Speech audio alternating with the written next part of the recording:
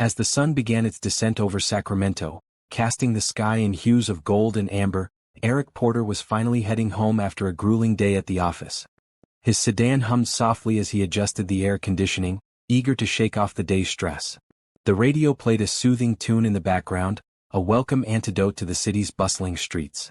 As Eric approached a yellow light, he slowed down just as it turned red. Suddenly, blue and red lights erupted behind him, accompanied by the sharp blare of a police siren. Eric glanced in his rearview mirror, his brows furrowing slightly. He pulled over to the side of the road, rolling down his window as a police cruiser parked behind him. Out stepped Officer Bradley Larson, a man in his mid-30s with a buzz cut and a badge gleaming on his chest. Larson adjusted his belt as he swaggered towards Eric's car, exuding the confidence of someone used to being in control. "License and registration," Larson said curtly, his voice flat but laced with a hint of authority.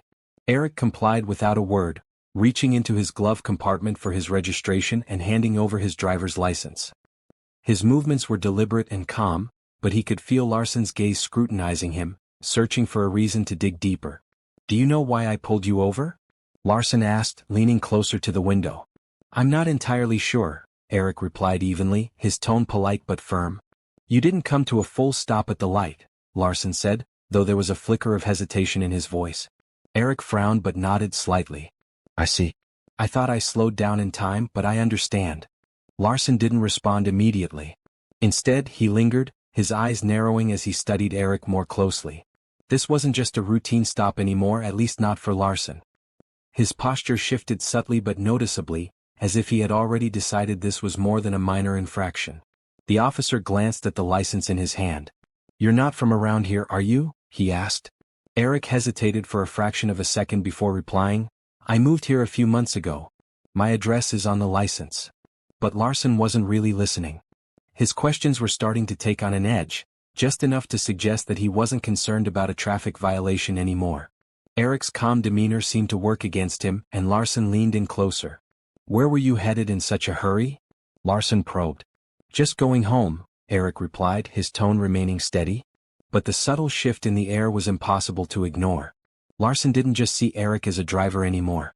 He saw something else, something that warranted suspicion. Eric could sense the tension building, but he didn't flinch. Little did Officer Larson know, the calm exterior wasn't naivety, it was control. This was just the beginning.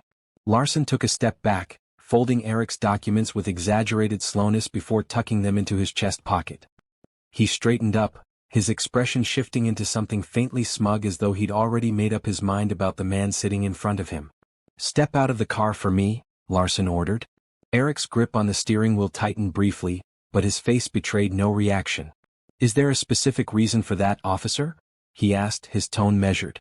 Larson's lips twitched, but he masked it quickly. "I asked you to step out of the car. You don't want to make this harder than it has to be."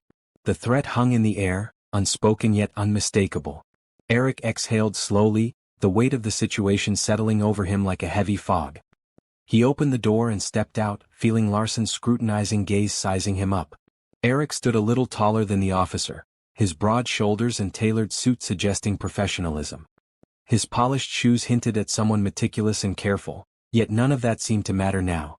"Hands where I can see them," Larson ordered, gesturing toward the front of the car. Eric complied, his movements calm and deliberate. "Is there something specific you're looking for, officer?" Larson smirked faintly. "Just routine. We've had some incidents around here. You can never be too careful." Eric turned his head slightly, locking eyes with Larson. "Incidents involving men in business suits driving sedans, or does this have more to do with something else?" The question landed like a punch, and for a moment, Larson's composure faltered. He straightened up, his hand drifting toward his belt more out of reflex than necessity. "Watch your tone," he said, his voice hardening. "I'm simply asking a question," Eric replied. There was no defiance in his voice, just a quiet firmness that seemed to unsettle the officer. Larson leaned closer, his eyes narrowing. "You seem awfully familiar with how this works. You got something to hide." Eric let the silence stretch for a beat before answering. "No, officer. I just believe in being clear about the reasons for an interaction like this. Transparency, you know." Larson scoffed but didn't reply. He stepped back, pacing a small circle in front of the car. The dynamic was shifting in ways he couldn't quite grasp. Eric wasn't reacting the way most people would, No fear, no stammering, no nervous fidgeting. Instead, there was control, poise, and an unsettling calm that put Larson on edge. "You seem pretty confident," Larson muttered almost to himself. "Like you think you know what's going to happen next." Eric didn't rise to the bait. Instead, he tilted his head slightly. "Confidence isn't the issue here, officer. Respect is." Larson froze for half a second before turning back to face him. The smirk was gone now, replaced by something sharper, almost defensive. He opened his mouth to reply, but the words didn't come out.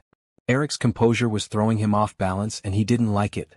As the silence stretched, the tension between them felt electric. Larson was starting to realize this wasn't going to play out the way he'd expected. But instead of backing down, he doubled down. The real test was about to begin. Larson tapped his fingers against the holster on his belt, his frustration barely concealed. He wasn't used to being challenged, especially not by someone who looked like Eric. His gaze flicked back to the sedan as though searching for a justification he hadn't yet manufactured. "Turn around and place your hands on the hood," Larson said, his voice clipped. "I need to check for weapons." Eric raised an eyebrow. "Weapons?" he repeated, his tone incredulous but still measured. "Do I look like someone who's carrying a weapon?"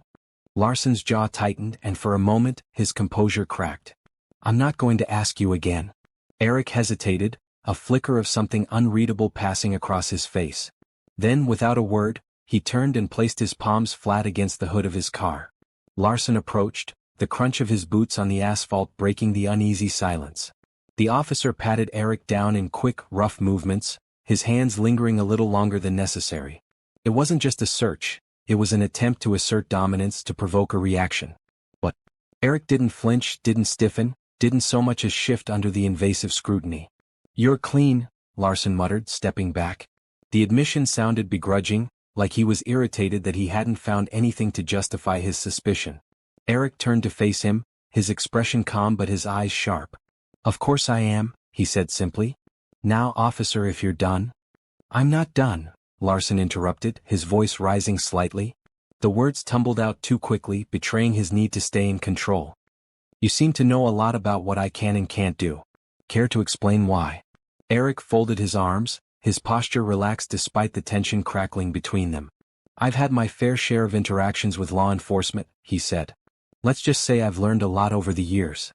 Larson's eyes narrowed. "That so? You a lawyer or something?" Eric smiled faintly. "Or something."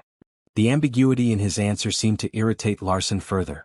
He stepped closer, invading Eric's personal space, his voice dropping to a near growl. "Listen, you think you're smarter than me? Think you can talk your way out of this?" Eric met his gaze evenly, unflinching. "I don't think anything, officer.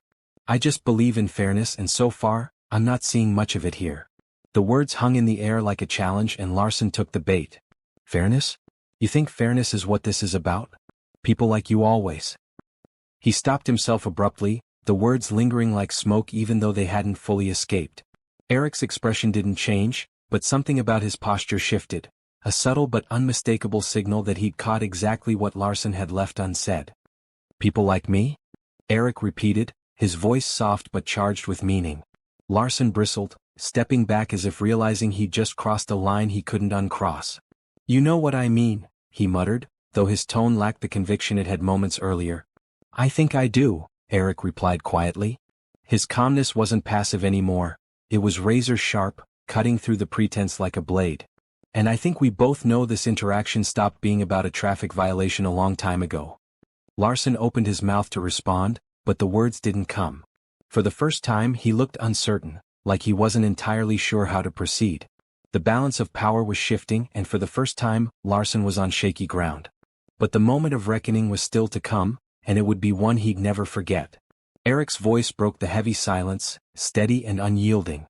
"Officer, I think it's time you know who I am." Larson's brows knitted, his irritation resurfacing. "I don't care who you are," he shot back, though the faint crack in his tone suggested otherwise. Eric reached into his pocket, his movements slow and deliberate. "I'm reaching for my badge," he said calmly, watching Larson's hand twitch near his holster. "No need for theatrics. I want you to see it."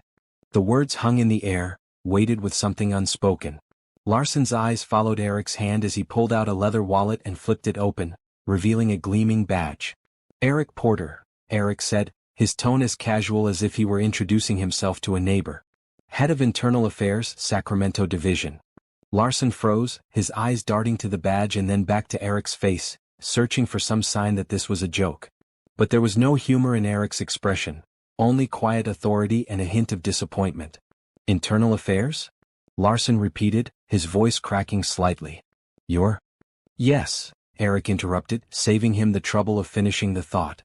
I oversee officer conduct. My job is to ensure that the people wearing this badge uphold the integrity and values it's meant to represent. Larson's face paled, his confident demeanor unraveling in real time. He took a small step back, his hand falling away from his belt as though the weight of his own authority had suddenly become too heavy. Eric took a step forward, closing the gap Larson had instinctively created. Do you know what the most troubling part of this interaction has been, Officer Larson? He asked, his voice calm but piercing. Larson didn't answer. He looked like a man who had just realized he'd walked into quicksand and had no idea how to escape. It's not the profiling, Eric continued, though that's bad enough. It's not the baseless escalation either. It's the fact that you've done all of this without even realizing who you were talking to. You assumed that I wouldn't know my rights, that I wouldn't understand the laws you're sworn to uphold. And why? Larson opened his mouth, but no words came. Eric's gaze bore into him, unrelenting. Because I didn't fit your idea of someone deserving respect, Eric finished for him. His words weren't angry, but they carried the weight of an indictment. And that's not just a problem for me, officer. That's a problem for everyone you encounter in this uniform. Larson's shoulders sagged slightly, the full weight of Eric's words landing squarely on him. He glanced down at the badge in Eric's hand again, as if it might somehow disappear if he didn't look too closely. Eric stepped back, giving Larson a moment to breathe, but his voice didn't lose its edge. Here's what's going to happen, he said. You're going to take a step back, return my documents, and think very carefully about what you say next. Larson's lips parted, but he hesitated, clearly debating whether to push back or comply. The hesitation cost him, and then Eric added, his voice lowering slightly, You're going to hear from me again, not as a driver you stopped on the side of the road, but as the man tasked with deciding whether you're fit to wear that badge. Larson swallowed hard, his face reddening as the weight of the moment sank in. He reached into his chest pocket and pulled out Eric's license and registration, his hands trembling slightly as he handed them over. Eric took them without a word, tucking them into his wallet. He stepped toward the driver's side door of his car, pausing with one hand on the handle. He looked over his shoulder, meeting Larson's gaze one last time. Remember this, Officer Larson, Eric said. The badge doesn't make you better than anyone. It makes you accountable to everyone. As Eric slid back into his car and started the engine, Larson was left standing in the fading light, his confidence shaken and his future uncertain. But for Eric this was far from over. His next move would ripple through the entire department. The drive home was quiet, but Eric's mind was anything but. The encounter played over in his head, not because it was unique but because it wasn't. Larson wasn't the first officer Eric had dealt with like this, and he knew he wouldn't be the last. But this time things would be different. This time Eric had the authority to act. The next morning, Eric sat at his desk, the early sunlight streaming through the blinds of his office at the Sacramento Police Department's Internal Affairs Division. A file sat open in front of him, Officer Bradley Larson. His record wasn't spotless. Minor complaints of unprofessional conduct, excessive stops, and vague misunderstandings that had never been properly addressed. This time, Eric thought to himself things would be different. Eric leaned back in his chair, his fingers steepled as he pondered the broader implications. Larson wasn't an anomaly, he was a symptom of a deeper problem. Eric wasn't interested in putting a bandage on a bullet wound. A knock on his office door interrupted his thoughts. His assistant, Linda, stepped in holding a stack of reports. Morning, Mr. Porter. I've got the summary on last month's misconduct cases. Also, Chief Daniels wanted me to remind you about the department review next week. Eric nodded, taking the files from her. Thanks, Linda. Can you also schedule a meeting with Chief Daniels for this afternoon? There's something I need to discuss with him. Linda hesitated, sensing the weight in Eric's tone. Of course, she said before slipping out of the room. Eric turned his attention back to Larson's file, but his focus wasn't just on the officer. This was bigger than one man and one interaction. It was about the culture that allowed someone like Larson to feel justified in his behavior. And if there was one thing Eric knew, it was that culture started at the top. Later that afternoon, Eric sat across from Chief Daniels in a conference room. Daniels, a seasoned veteran with salt and pepper hair and a no-nonsense demeanor, leaned back in his chair, listening intently as Eric recounted the traffic stop. "I could have written it off as just another bad interaction," Eric said, his voice steady but resolute. "But that would have been a mistake. Larson's behavior isn't an isolated incident, it's a reflection of how much work we still have to do." Daniels rubbed his temples, exhaling slowly. "This isn't the first time Larson's name has come up," he admitted. "But we've always handled it internally, quietly." "And that's the problem," Eric replied. "Quiet doesn't fix anything. Quiet lets it keep happening. It's time to be loud." Daniels looked at him, the weight of the conversation etched into his face. "What are you proposing?" "A department-wide review," Eric said without hesitation. "Not just of individual officers but of our training, our protocols, our accountability systems. We can't keep sweeping this under the rug. If we don't hold ourselves to a higher standard, how can we expect the community to trust us?" Daniels leaned forward, his hands clasped on the table. "You're going to ruffle some feathers with this." "Good," Eric said simply. "It's about time someone did." The following weeks were a whirlwind of meetings, interviews, and reports. Eric worked tirelessly, compiling data, speaking with officers, and holding public forums to hear directly from the community. The Larson incident became a catalyst for change, a turning point that forced the department to confront its flaws head-on. Larson, for his part, faced an internal hearing. Eric made no secret of his involvement, sitting across from Larson during the proceedings and watching as the officer squirmed under the scrutiny. The hearing resulted in a suspension, but Eric knew the real victory wasn't in punishing Larson. It was in preventing the next Larson. Months later, Eric stood at the podium of a community event, addressing a room full of officers, city officials, and local residents. He spoke not of blame but of responsibility, of the shared duty to create a system that worked for everyone. His words weren't just a call for accountability, they were a promise of change. "Justice isn't just about catching the bad guys," Eric said, his voice resonating through the hall. "It's about making sure the people sworn to protect and serve do so with integrity, fairness, and respect for everyone they encounter. That's the badge I believe in, and that's the badge we're building here together." The applause was thunderous, but Eric didn't linger on it. For him, this wasn't the end of the story, it was the beginning of a better one. As Eric stepped down from the podium, he glanced at the faces in the crowd, some skeptical, some hopeful, but all listening. He knew change wouldn't come overnight, but it would come. And for now, that was enough. If this story resonated with you, share it with someone who needs to hear it. Let's start the conversations that matter, the ones that lead to change. Subscribe to our channel for more stories like this, stories that challenge us, inspire us, and remind us of what we're capable of when we stand for what's right.